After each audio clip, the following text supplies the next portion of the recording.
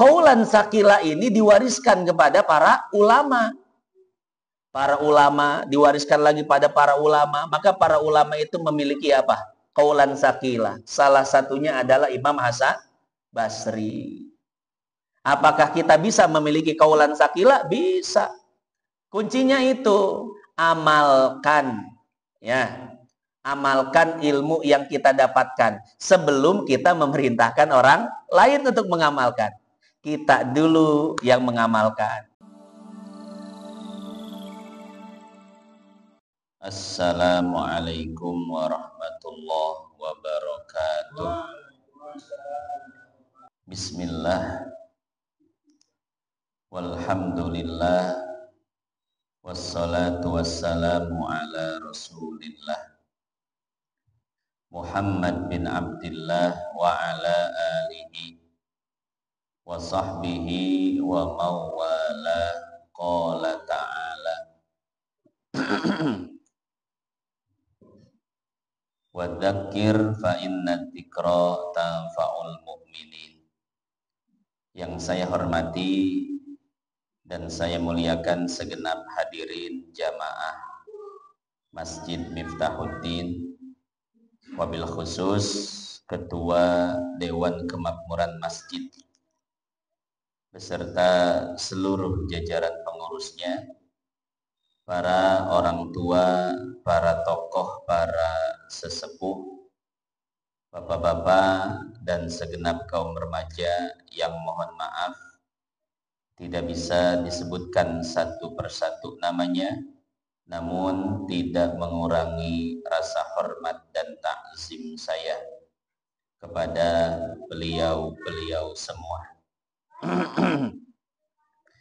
Hadirin jamaah Masjid Miftahuddin, sebagaimana biasa pada kesempatan kali ini kita akan melanjutkan kajian kita pada kitab Tasawuf Risalatul Mu'awanah yang dikarang oleh Al-Habib Abdullah bin Alawil Haddad, atau yang kita singkat dengan sebutan Imam Haddad. Bismillahirrahmanirrahim. Qala al-musannif, pengarang kitab ini mengatakan, amma ba'du fayaqulul abdul faqir al-mu'tarifu bil qusuri wat taqsir ar-raji afwa rabbihil qadir asy-syarif Abdullah bin Alawil Haddad Ba'alawi al-Husaini afallahu anhu wa an aslafihi amin. Hadhihi risalatun bihaulillahi wa quwwatihi jami'atun wa wasiyatun bifadlillahi wa rahmatihi nafi'atun. Hamalani ala wad'iha al-imtithalu li amrillahi ta'ala wa amri rasulih warraghbatu fil wa'di sadiqil waridi fid dilalati 'alal huda wad da'wati ilal khairi wan nashri lil ilmi. Titik. Pengarang kitab ini yaitu Imam Haddad. Beliau mengatakan bahwa ada dua sebab yang membuat beliau mengarang kitab Risalatul Mu'awanah. Sebab yang pertama yaitu untuk menjalankan perintah Allah dan Rasul-Nya, yaitu berdakwah dan menyebarkan ilmu. Sebab yang kedua yaitu untuk memperoleh pahala dari Allah dan Rasul-Nya atas dakwah beliau. Jadi sebab mengarang kitab ini ada dua. Pertama, semata-mata menjalankan perintah Allah dan Rasul-Nya, yaitu untuk berdakwah dan menyebarkan ilmu. Dan yang kedua, yaitu agar memperoleh pahala dari Allah. Dari sini kita bisa mengambil pelajaran bahwa pentingnya mengharap pahala dari Allah. Kenapa? Karena dengan mengharap pahala dari Allah dapat memotivasi kita untuk beribadah dan beramal soleh. Betul ya? Contoh, di bulan suci Ramadan kita bangun malam untuk mendapatkan malam Lailatul Qadar. Betul. Pertanyaannya, kenapa kita rela bangun malam untuk mendapatkan malam Lailatul Qadar? Padahal kan enaknya tidur di rumah. Apalagi kasur empuk, AC 10 PK. Waduh. Beku bisa. Istri cakep, duit sekoper. Ya. Jam tangan 11 miliar. Iya enggak? Enakan di rumah ya. Tapi kita tinggalkan itu semua semata-mata untuk menghidupkan malam Lailatul Qadar. Pertanyaannya begini, kenapa kita rela meninggalkan kesenangan-kesenangan di rumah kita untuk menghidupkan malam Lailatul Qadar? Jawabannya, karena kita tahu betapa besar pahala yang ada di malam Lailatul Qadar. Artinya apa? Artinya mengharap pahala dari Allah bisa membuat ibadah kita semangat. Bisa memotivasi kita untuk beramal soleh. Ya. Artinya begini, artinya saya ingin menjelaskan bahwa pentingnya mengejar pahala. Pentingnya memiliki harapan untuk mendapatkan pahala. Jangan sok-sokan jadi wali ya. Kan yang namanya wali itu beribadah kepada Allah bukan karena mengharap pahala. Sholat bukan karena ingin masuk surga, juga bukan karena takut masuk neraka. Para wali menyembah Allah semata-mata karena kecintaan mereka kepada Allah. Lihat di dalam kitab Tadhkiratul Aulia yang dikarang oleh Syekh Fariduddin Attar. Beliau ketika membahas biografi Rabi'atul Adawiyah, seorang sufi wanita, beliau mencantumkan doa yang pernah dipanjatkan oleh Rabi'atul Adawiyah. Apa doa Rabi'atul Adawiyah? Beliau mengatakan, Allahumma in kunta ta'lamu anni a'buduka toma'an fi jannatika fa'ahrimni minha. Ya Allah, jika aku menyembahmu karena ingin masuk surga, maka tutuplah pintu surga serapat-rapatnya dariku.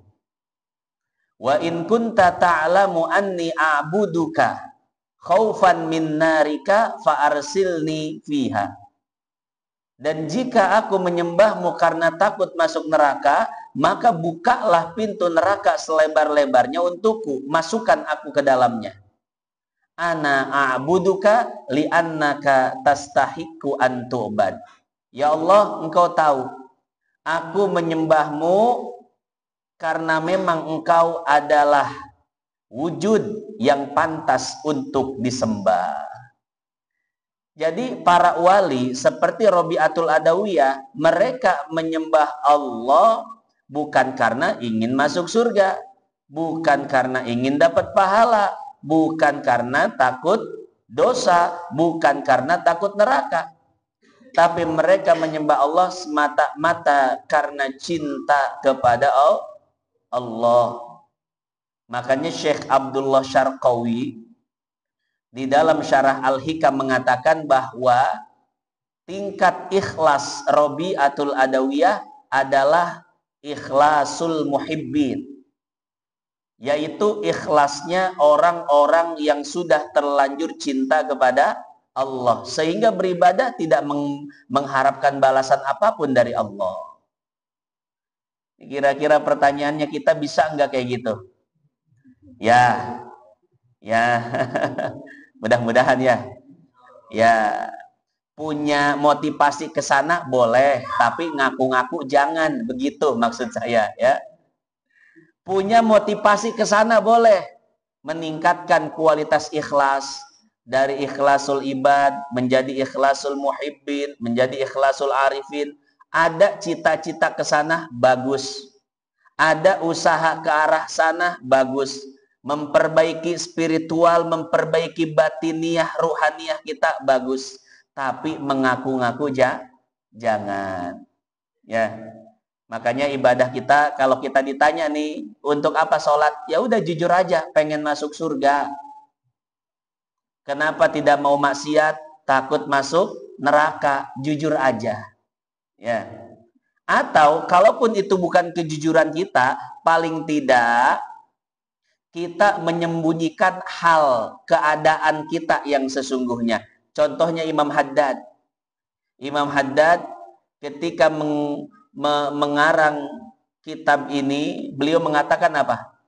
Saya menulis kitab ini sebabnya dua, perintah Allah dan Rasulnya, dan karena mengharapkan pahala dari Allah. Padahal setingkat beliau ini al-Ghutub, wali besar, rajanya para wali. Tentu niat-niat beliau tidak seperti ini. Ini kan niatnya orang awam, betul ya? Ibadah pengen dapat pahala, ibadah pengen masuk surga.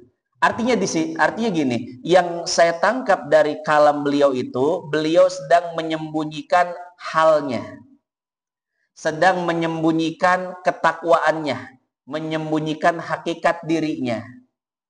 Karena sebagaimana Imam Ali bin Abi Thalib mengatakan, jadilah orang yang paling mulia di hadapan Allah, paling hina di hadapan dirimu sendiri, dan biasa-biasa saja di hadapan orang lain.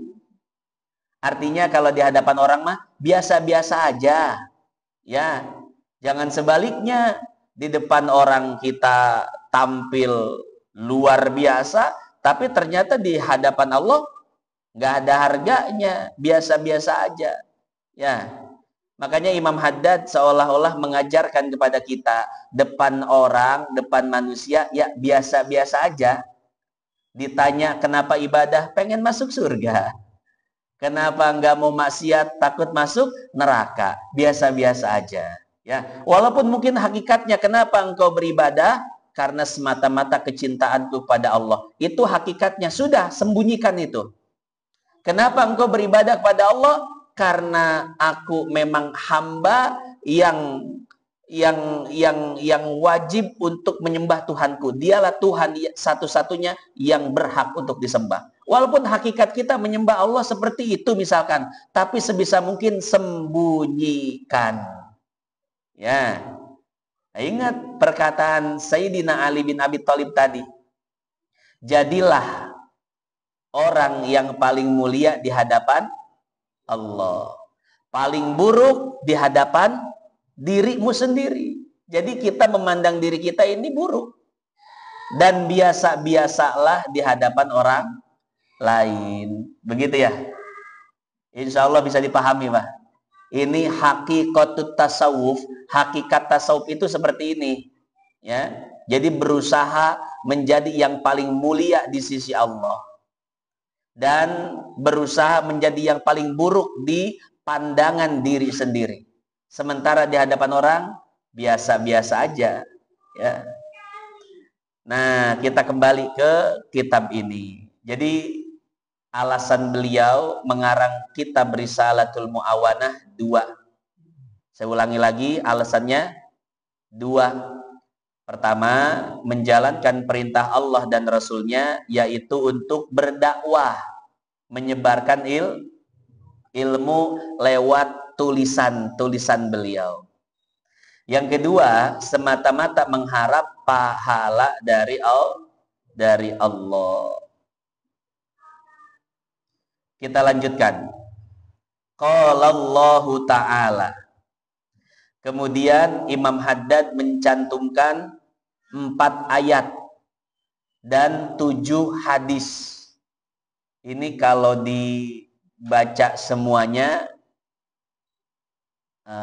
ya kalau dibaca kayak nggak apa-apa, nanti kita baca sedikit. Tapi kalau dijelaskan semuanya kayaknya lama ya. Nanti saya baca aja deh sedikit tabarukan. Jadi ada 4 ayat yang dicantumkan dan ada 7 hadis.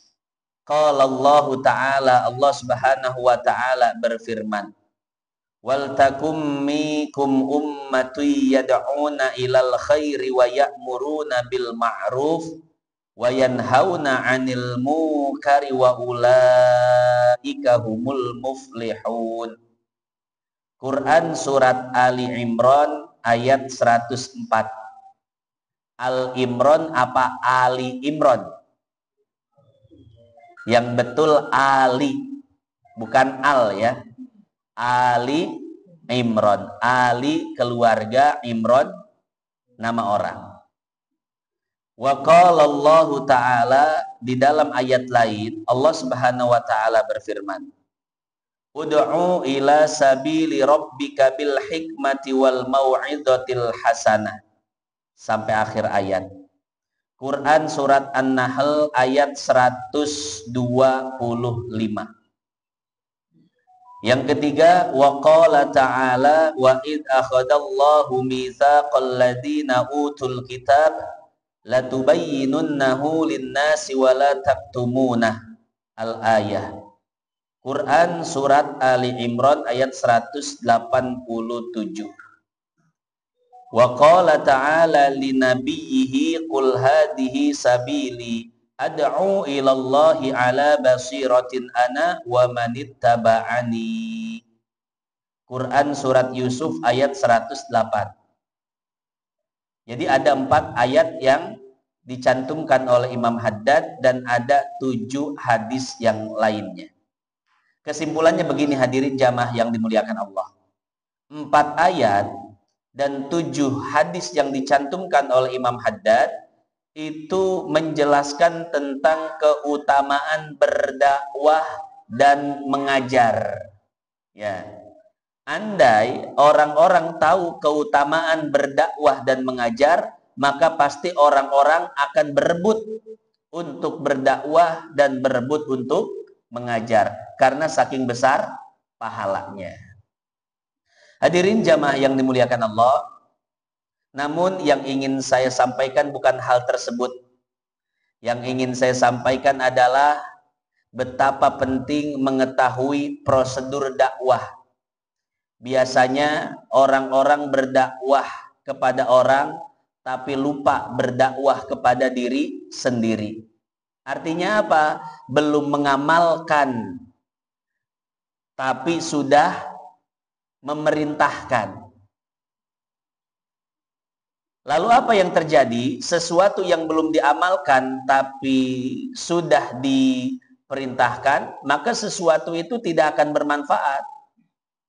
Ada sebuah kisah di dalam kitab Anisul Mu'minin yang dikarang oleh Syekh Sa'dullah Mukhtar. Ini kisah tentang Imam Hasan Basri.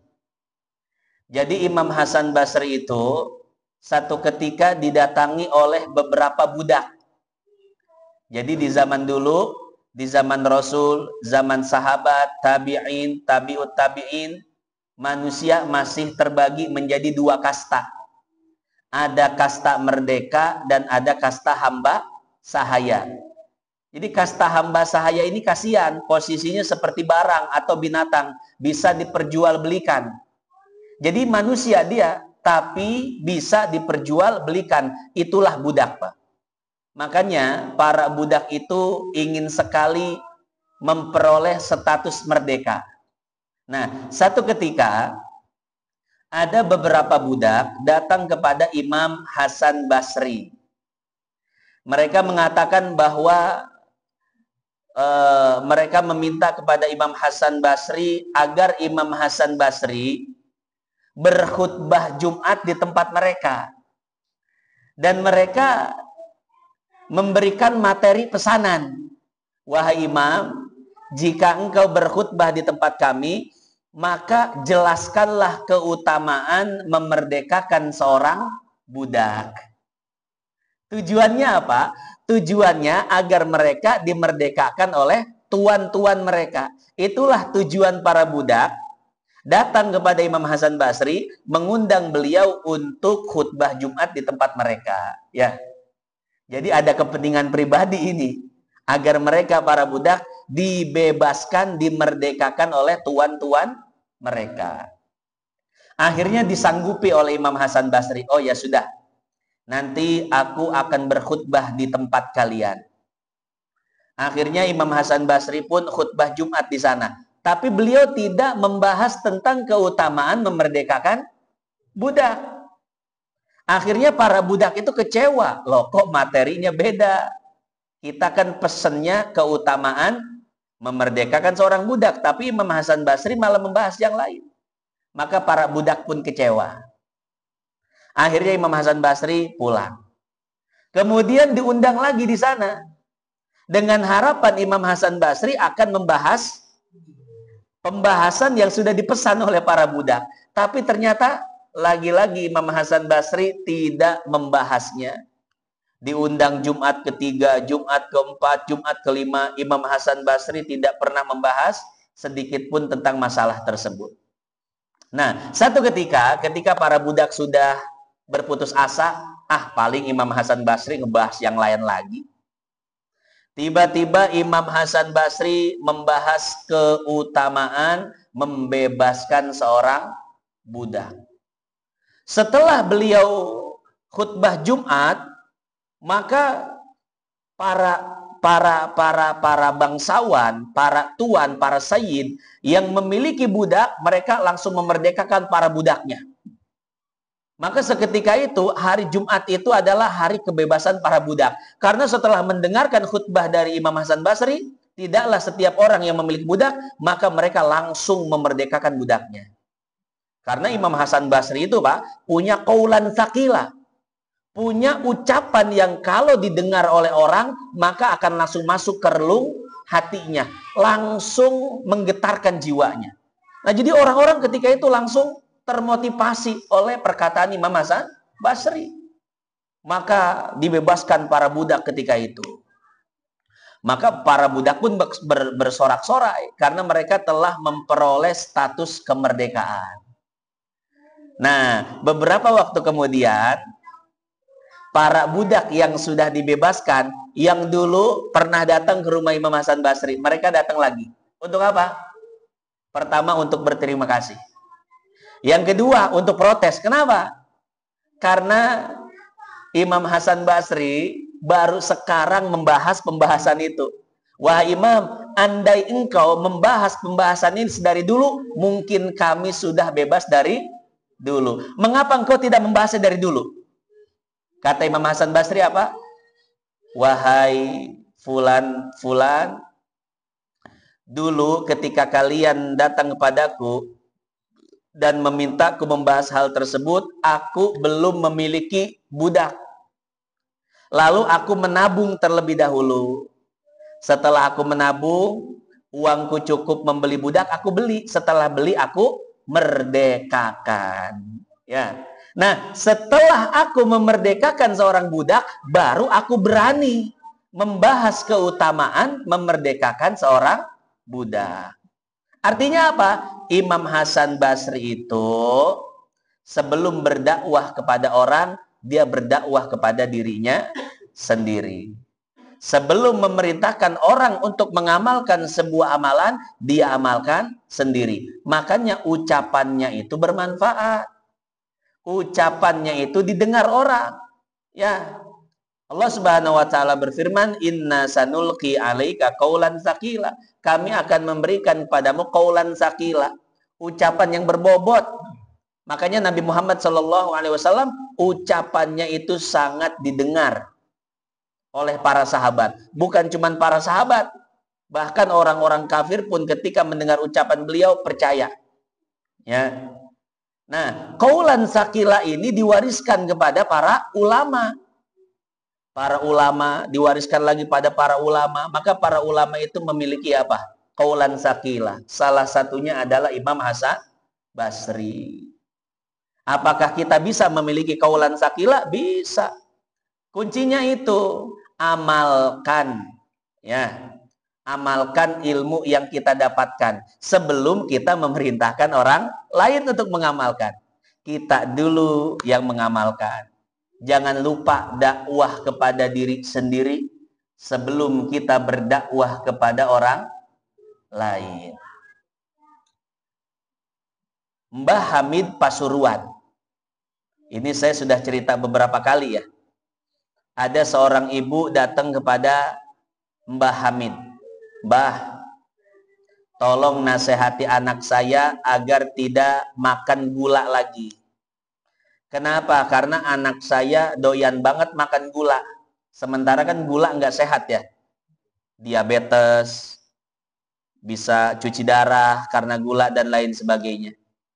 Kan belum lama di kita 30 anak SMP di Cikarang sudah cuci darah, Pak. Bayangkan, anak SMP umur berapa? Belasan, tapi ginjalnya sudah rusak. Kenapa? Karena tadi ya doyannya minum yang gula-gulaan, minum minuman apa kaleng-kalengan, minum apa tuh namanya ale-ale. Hati-hati itu ya, bukannya nggak boleh minum ale-ale, tapi jangan sering-sering. Iya mah isuk-isuk budak lulumpatan mawa ale-ale, lancan nyarap can naon ale-ale. Ini hati-hati Pak ya. Maka seorang ibu ini datang kepada Mbah Hamid, Mbah tolong nasihati anak saya agar tidak suka makan gula lagi. Kenapa? Bahaya, kebanyakan makan gula. Akhirnya kata Mbah Hamid, Bu, nanti 3 hari lagi balik ke sini. Jangan sekarang nasihatinnya. 3 hari lagi. Padahal anaknya udah dibawa itu buat dinasehatin. Akhirnya setelah 3 hari berlalu, si ibu datang lagi membawa anaknya. Kata Mbah Hamid, nah mulai sekarang jangan makan gula ya. Ini nasihatnya simple, kata-katanya sederhana, tapi seketika itu pula bisa merubah si anak. Mulai dari itu kata si ibu, anaknya tidak pernah makan gula lagi, bahkan gak suka gula-gulaan. Akhirnya si ibu protes, Bah, kalau nasihat Anda sangat bermanfaat seperti ini, mengapa baru menasehati hari ini? Kenapa tidak 3 hari yang lalu? Ya, biar anak saya berhenti makan gula dari 3 hari yang lalu. Apa jawaban Mbah Hamid? Bu, saya ini akan menasehati anak ibu untuk tidak makan gula. Maka selama 3 hari kemarin saya itu tidak makan gula. Artinya apa? Sebelum beliau memerintahkan orang lain untuk tidak memakan gula, mengkonsumsi gula, maka beliau laksanakan terhadap dirinya sendiri. Bayangkan 3 hari beliau tidak mengkonsumsi gula. Untuk apa? Agar beliau bisa menasehati itu kepada orang lain. Artinya sebelum berdakwah kepada orang, kita dakwah kepada diri sendiri. Biar apa? Biar ucapan kita bermanfaat. Biar omongan kita didengar sama orang. Ya. Minimal atuh, kalau tidak didengar sama masyarakat, minimal didengar sama anak istri. Ya, minimal kita punya power, ucapan kita dianggap ucapan kita ditaati minimal oleh anak dan istri kita.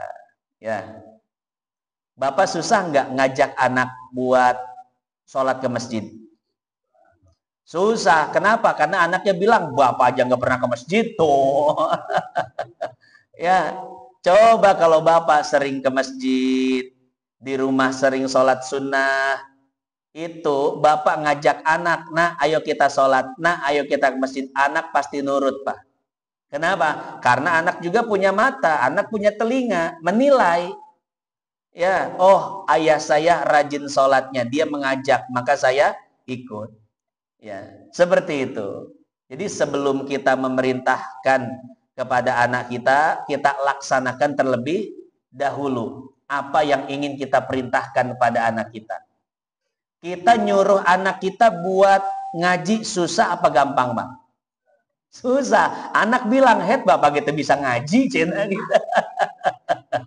Ya, Pak ya. Itu anak punya senjata. Kenapa? Bapak yang mempersenjatai anak-anak memang, ya. Iya. Coba kalau bapaknya jago ngaji, rajin ngajinya, depan anak ngaji, depan istri ngaji. Nah, ayo ngaji. Ayo Pak, ajari aku ngaji. Tuh, begitu. Saya dulu waktu anak saya umur 6 tahun, dia udah ngomong, "Buya, kakak pengen hafal Quran 30 juz. Kalau kakak udah hafal 30 juz, Buya anterin kakak ke Ka'bah." Padahal nggak ada yang ngajarin, Pak. Kenapa dia bisa sampai punya motivasi hafal Quran 30 juz? Karena itu yang dia lihat di rumah. Lihat ibunya begitu, lihat bapaknya begitu, termotivasi dia, oh saya harus begitu, seperti orang tua saya. Ya, maka minta pesantren dia. Kakak mau ke Jawa? Mau, katanya. Yang penting kakak hafal 30 juz. Sekarang di Jawa, Pak. Kelas 3 SD. Dari kelas 1 SD mondok di Jawa, sekarang kelas 3 SD. Adiknya sekarang yang umur 6 tahun udah minta ke Jawa juga sama kakaknya. Dia sekarang udah persiapan. Juz 30 udah hatam. Udah di munakosyah, baca hafalan dari An-Naba sampai An-Nas, nggak lihat, kemudian dites bolak-balik munakosyah, lulus. Sekarang lagi ngapal juz 1. Dia bilang, kakak masuk SD pengen hafal 2 juz dulu, katanya. Ya. Nah, jadi seperti itu, Pak. Jadi kalau satu amalan sudah istiqomah kita laksanakan, maka ketika amalan itu kita perintahkan pada orang, orang pasti dengar. Orang pasti taat dengan ucapan kita. Karena apa? Sudah diamalkan. Ya. Makanya jangan heran kalau kita ngelihat para ulama saat mereka berceramah, yang mendengar para audiens jamaah langsung menangis dengar ceramahnya. Bapak kalau dengar ceramahnya Habib Umar bin Hafidz, ya, orang-orang pada nangis. Ketika beliau doa, orang-orang nangis. Padahal saya yakin yang nangis itu nggak ngerti bahasa Arab, Pak. Tapi carurik gitu kan. Itu kok bisa ya? Kenapa? Ada getaran di sana. Ada nur ilahiyah di sana yang tersambung dengan beliau. Nah, jadi seperti itu. Habib Ali Habsyi ketika beliau ceramah semua orang nangis. Padahal ceramahnya kadang beliau nggak bawa ayat Quran, nggak bawa hadis, cuman jangan lupa sholat, ingat mati, ibu-ibu baik sama suami, nangis, Pak. Ya, kan kalau model-model saya nih kalau ceramah harus bawa ayat Quran, harus bawa hadis. Kenapa? Ucapan saya masih kosong. Harus diisi oleh Quran, oleh hadis baru kuat. Nah, kalau para ulama al-amilin, ulama yang memang sudah mengamalkan Al-Quran, sudah mengamalkan hadis, mereka berbicara pun seperti Quran dan hadis.